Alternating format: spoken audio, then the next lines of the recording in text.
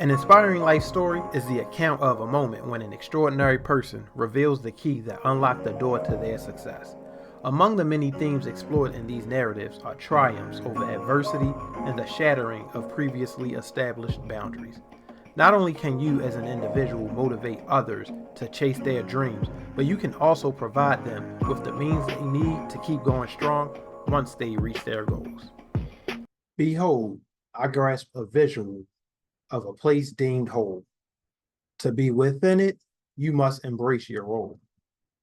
It's easy to get caught up in its galore. It's hard to comprehend, never being here before. Follow the plot and commands it express. Don't overdo it. Be sure to take rest. This land house peace, prosperity, and all. Keep your head up and be ready for the call. Ask hard questions, leaving no room for doubt. For this path can be long if you leave details out. Roads don't close unless you meet at the light. It shares vision, giving you full sight.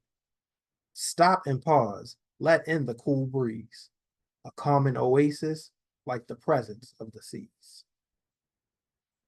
Welcome, everyone, to the Live and Learn podcast, the show where we explore the fascinating journey of personal growth, share life changing stories, and dive deep into lessons that shape who we are.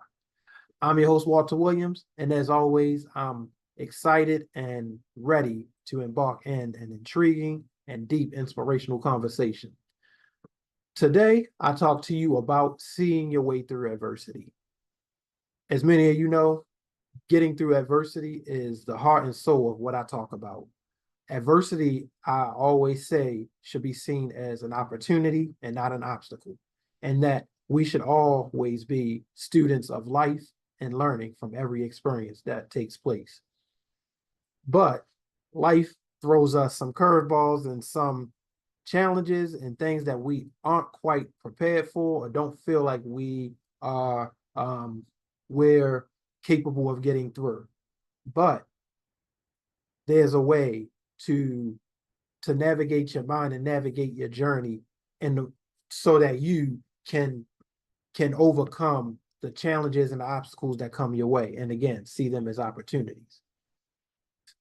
When coming up with this concept of seeing your way through adversity, there are three things that you should consider when going through adversity.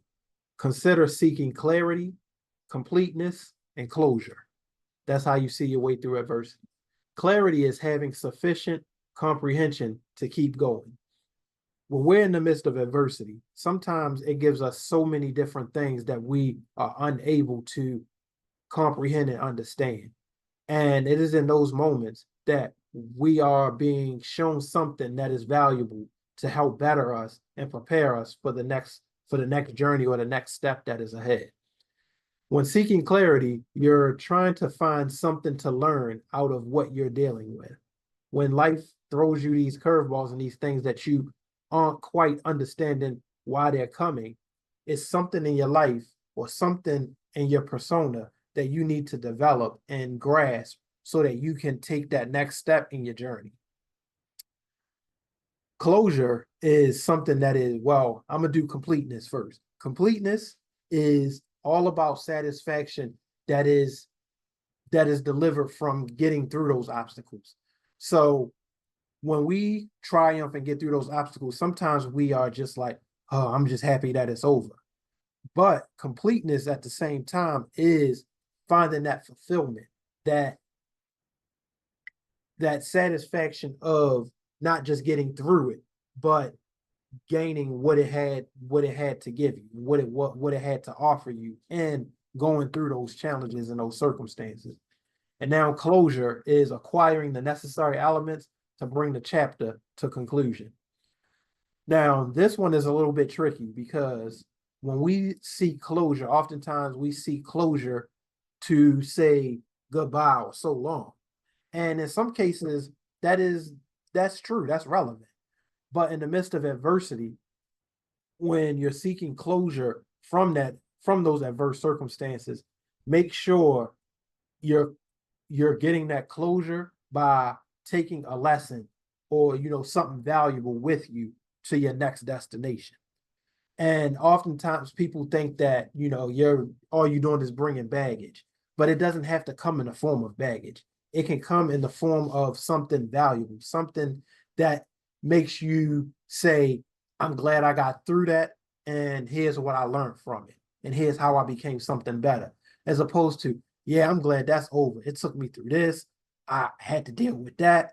Try to put a positive spin on what closure can look like for you when overcoming adversity. So when going through adversity, you have to concentrate your energy on overcoming the challenges as opposed to trying to avoid them. That is the the biggest part of seeing your way through adversity. The phase of getting out of adversity often refers to getting away from it without gaining or grasping any understanding of your circumstance or of the situation itself outside of your surroundings. And the the thing about it too is you don't get any fulfillment or resolution out of that. So if you're just saying I'm just trying to get out of it, you are just you pretty much wasting your energy and putting your energy to no good use. You're going through these things and not trying to learn from it. So that's why I say see your way through adversity. And lastly, conquering challenges results in increased learning and development, which in turn makes you more resilient. So it's a lot of C's that I'm sharing with you and all of that, which is why I call it seeing your way through adversity, because you got clarity, completeness, closure, concentration on your energies, conquering challenges, all of that good stuff. And there's so much to grasp when going through adversity. I have to teach myself this over and over again almost daily because life is going to throw you some situations that you don't feel up to the task for. But what you always should be up to the task for is learning something new. So you should always be up to task for becoming a better person than you were before the adversity hit. And the only way you're going to become better is seeing your way through it. Now we're going to transition over to spiritual relief, which today comes from uh, Isaiah chapter 30, verses 19 through 21. And it refers or it states, people of Zion who live in Jerusalem, you will weep no more. How gracious he will be when you cry for help. As soon as he hears, he will answer you. Although the Lord gives you the bread of adversity and the water of affliction, your teachers will be hidden no more. With your own eyes, you will see them, whether you turn to the right or to the left. Your ears will hear a voice behind you saying, this is the way, walk in it. With these verses said to me and how it connects with what I just shared with you, God wants us to trust in him, and he will appoint us moments of adversity, not only to test our faith, but to build our strength and stamina and walking and working in his kingdom. The experiences that he gives us serve as teachers of his words and influence us to confront the substance to become influencers of him. I'm gonna touch back on that after I finish reading these last two sentences or statements that I want to share with you, because that's a big one right there. Adversity is not to be seen as a product of the devil, but evidence of God, getting you to and through your struggles to bring you closer to closure, clarity, and completeness. And lastly, facing adversity may not be easy, but trusting God is and should be all that matters. Now, touching back on the second point that I made, which states, the experiences he gives us serves as teachers of his word and influence us to confront the substance to become influencers of him. We go through adverse circumstances to become better human beings, to become better individuals, and to grow, not just in our own understanding and our own personal abilities, but in our recognition of God and how we can share with others how powerful he is and can be and will be to you if you trust in him. So when we confront the substance to become influencers of him, that is to that means to seek him in all of those adverse times and all of those difficult circumstances that you're going through. Don't try to lean on a friend, an ally, an associate. Call on God and let him lead the way, and take what he shows you and take that as something valuable to share with your brothers and sisters in the kingdom. Before I transition over to my last segment, I want to share with you my devotional, Embracing Your Role in the Kingdom of Christ. Or in the kingdom, it was called In the Kingdom of Christ, but I changed it to just be Embracing Your Role in the Kingdom. This is a devotional that I wrote that that expresses my thoughts and my connection with various verses throughout the Bible, and it pretty much serves as a reminder of how to be servants in the kingdom of God and how to love your neighbors and your brothers and your sisters and be kind and be godly and carry God's message and image and how you walk through the kingdom. So be sure to visit my site, deepdiscussion.org, and purchase your copy today. Now we're going to transition to, in my opinion, where in this one, I do the top 3 reasons to say no without saying no. I don't know how I came up with that one, but let's see what I came up with. So the top 3 ways to say no without saying no. I don't know why I put reasons, but the first one is I would, but you know how when people ask you to do something, you say, I would, but I got work tomorrow, or I would, but something just came up. Basically, like that's just, why don't you just flat out say no? I guess it's easier said than done, right?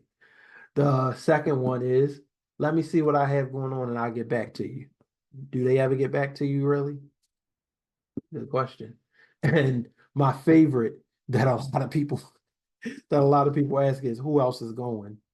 That's one of my favorite ones because like if they say somebody that you don't like, then what you gonna say? Oh no, I don't want to go because they going. Then that's how drama starts, because then they like, oh, what, you don't like my friends, you don't like my family. But that's neither here nor there. That's just me having a little bit of fun with people having a hard time saying no. I decided to mix it up and have fun with that one. So as always, I appreciate you tuning into the Live and Learn podcast.